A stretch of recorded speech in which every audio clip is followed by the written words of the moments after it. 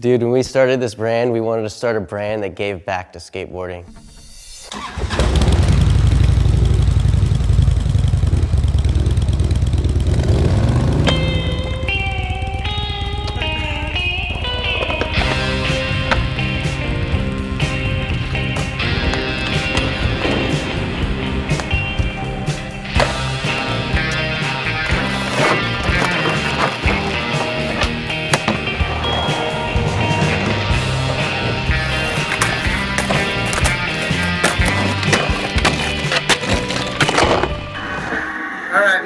For many, skateboarding's become more than just a sport. It's their whole way of life.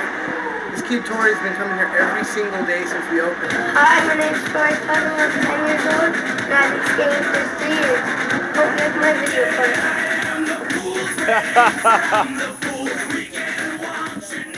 I first met Tori when he was probably 7 or 8, just a little kid, maybe even younger. We were building Skate Lab. Tori and his brother Jesse and his dad all came to check it out before we opened. Skate Lab was so cool to me. It was like the first time I ever went to a skate park, and it was out of this world to me. The day we opened the door, him and his brother were the first 2 kids in line. Probably for, 6, 8 years, he would come to Skate Lab every single day. Skate Lab's my roots. It's my home, it's my family. If it wasn't for this place, I wouldn't be here today. I wouldn't be able to start this company. And those people have been looking out for skateboarders for over 20 years. So this place, I think, is an icon in skateboard history forever. Well, some of the things you'll see here in the museum are the earliest boards ever. We have the largest collection of homemade skateboards. And who knows how far back they go, at least the 50s, if not even the 30s. You're gonna see skate cars. Every single magazine, every single video. Lance Mountain donated like 400 videos and a bunch of magazines, and that's all part of our library, which you'll be able to come as part of Skate Lab U to study that stuff. We're gonna have a timeline. When you walk in, it'll be the oldest boards, then we get into the 60s, which are like the sidewalk surfers. Then we get into the 70s when the urethane wheel began, and then we got stuff from the 80s and 90s. And then we're also gonna have an art space. So we're gonna do revolving art gallery shows, photography shows. We'll have a tribute to all the people in the Hall of Fame, all 88 people. We'll have a board and a photograph. But in 2009, we had our first induction ceremony, and we became a nonprofit in 2012.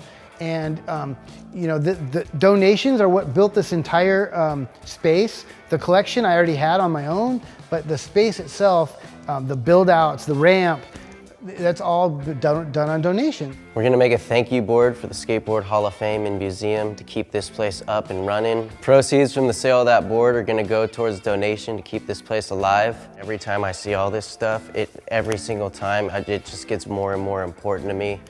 All of this stuff means a lot for skateboard's history. You're coming to a skateboard museum, and we want you to be able to learn not only how to skateboard, but how it started. Tony Hawk wasn't the first skateboarder, you know? I'm not kidding you, a lot of kids don't know that. You know, the first boards, like the ones behind me, they're roller skates nailed to wood. So when skateboarding started, you couldn't even buy a skateboard. Like there was no store, you had to make your own board.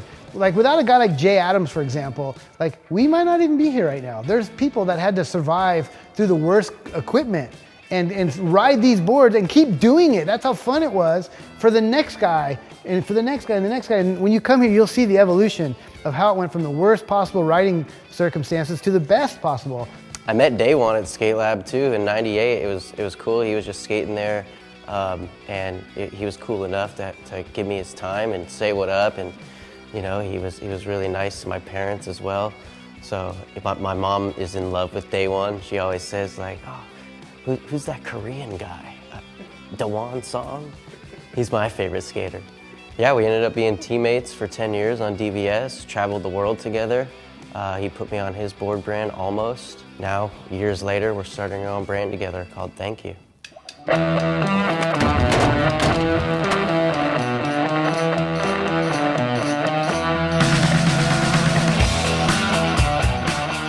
I've been coming here since it was just 2 little bumps and a quarter pipe in the far corner, and that's all. And it was bringing the community together, all these kids getting them out of trouble and bringing them all here. And then, you know, now it's been shut down for over 3 years. It's just like, it's heartbreaking. We never expected anything of this. We thought, oh, we're gonna build a little quarter pipe under the freeway. You know, hopefully get to skate it for a few months. I mean, we were inspired by Burnside, we were inspired by Washington Street. We went through trying to get public skate parks built here for years, and it turned into dead-end streets constantly. So we said, screw it, let's try building this place at a spot we have down here. Didn't really think it was going to amount to anything, and it just kind of blossomed. It just kept going. I had been coming off and on, here and there. Then I started coming a lot. Then I dedicated almost 6 months to just come here and skate all the time. So, dude, I've always been scared of like stuff like this. And this place made me not scared of it, and it made me man up to certain types of things. And like I said, it did a lot for me. It did a lot for this community. It did a lot for these kids, and it's built careers. I feel like us being able to do a board and dedicate it to this place, dedicate it to what it's done for me, and to sell it in those sales to go to like help opening back up this place, it's going to be super important, and I think it's going to be amazing.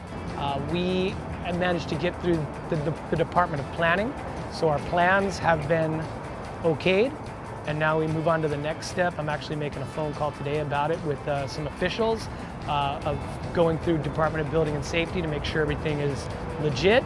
We've already done a couple of things and it passed those tests. So after that, it's getting liability insurance again. It's repairing some of the areas that the contractor for the freeway had to tear out. There's a lot of things to be done still. Getting through planning was a big hurdle, but there's a lot more to do. I just want to thank everybody here that helped put this place together, the whole SPSA crew. Thank you for what you guys did for me and what this place did for me. And hopefully we can get this place back open.